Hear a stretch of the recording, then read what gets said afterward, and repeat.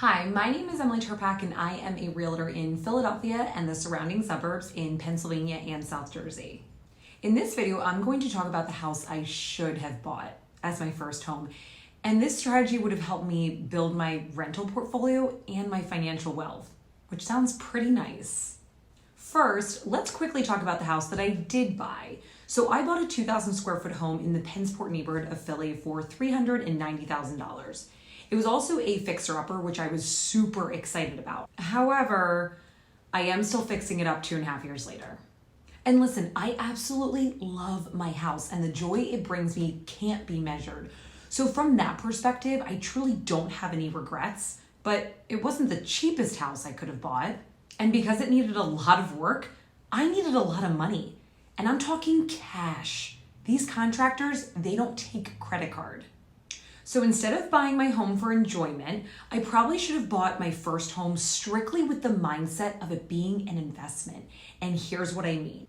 When you purchase a primary residence, you don't need as large of a down payment as you would if you were to buy an investment property.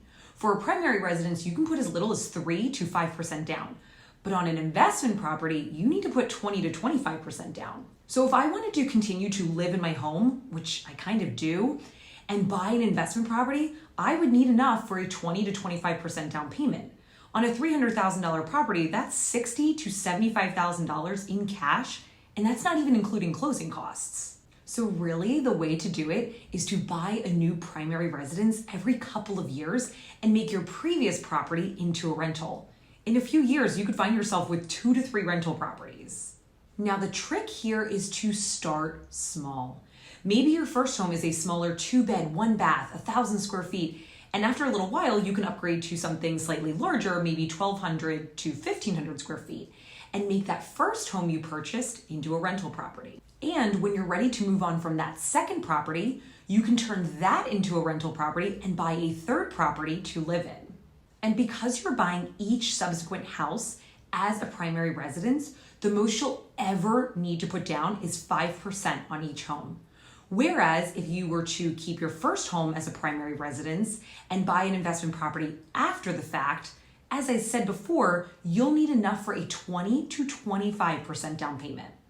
Now, there are 2 things to note. The time between your home purchases, say from your first home to your second home, can't be less than a year. The lender wants to see that you've lived in the home for at least 1 year before you buy another property. And remember how I said to start small and gradually increase the home size with each purchase? That's because every new home you purchase is becoming your primary residence. And it'll only make sense to the lender that you're purchasing another primary residence if you're maintaining or increasing your square footage each time. If you purchase a 1,800 square foot home and you go to buy a smaller property, say 1,000 square feet, they're going to question if you're really buying it as your primary residence and downsizing or as an investment property. Think about it. Most people who have rental properties own a larger home for themselves and have smaller sized rental properties. Rarely are you going to see someone who lives in an 1,800 square foot house and has 3 rental properties that are each 3,000 plus square feet. So the square footage will come into play. And in this scenario, I would try to buy houses that are generally move-in ready. That way you don't sink a ton of cash into a property, because think about it, it'll just take you that much longer to save the down payment and closing costs for your next property. Thanks for watching. Be sure to tap that like button and click here to subscribe. And for more videos, click here and here.